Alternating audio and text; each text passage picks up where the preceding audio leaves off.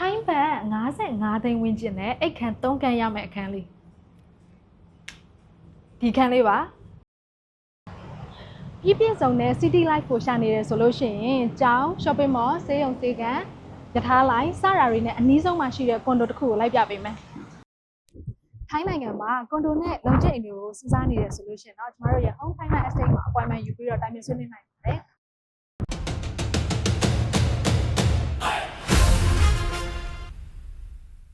ဒီကွန်ဒိုက Rakhamam လမ်းမကြီးပေါ်မှာတည်ရှိတယ်ဆေးရုံဆေးခန်းအတွက်ဆိုလို့ရှိရင် Rakhamam Hospital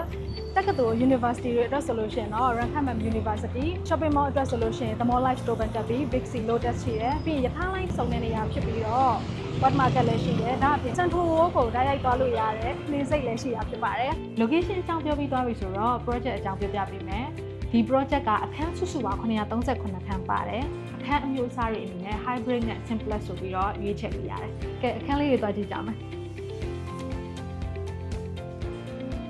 ဒီအခန်းလေးကတော့34.5 square meter ရှိတဲ့ one bed plus အခန်းလေးပါ။တစ်ဖက်မှာက kitchen area ပါမယ်။တစ်ဖက်မှာ bedroom ပြီးရင် living area ရှိမယ်။အခန်းချင်းလေး plus bedroom လေးပါမယ်။ပြီးတော့ master bedroom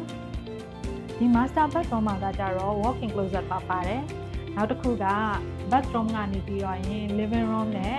master bedroom ကိုသွားလို့ရတယ်ဒီတော့ access ပါရှိတယ်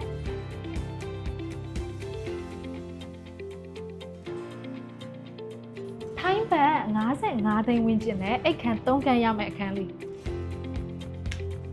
ဒီခန်းလေးပါ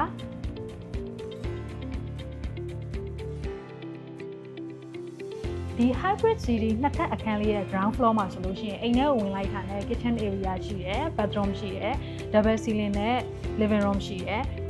အိတ်ခန်းတစ်ခန်းပါတယ် storage space လေးပါပါတယ်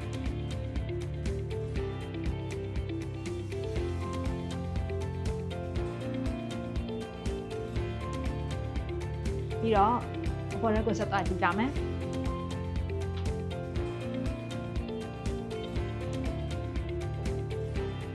အိမ်ရဲ့အပေါ်ရက်မှာဆိုလို့ရှိရင်အိတ်ခန်းနှစ်ခန်းနဲ့ bathroom ပါပါမယ်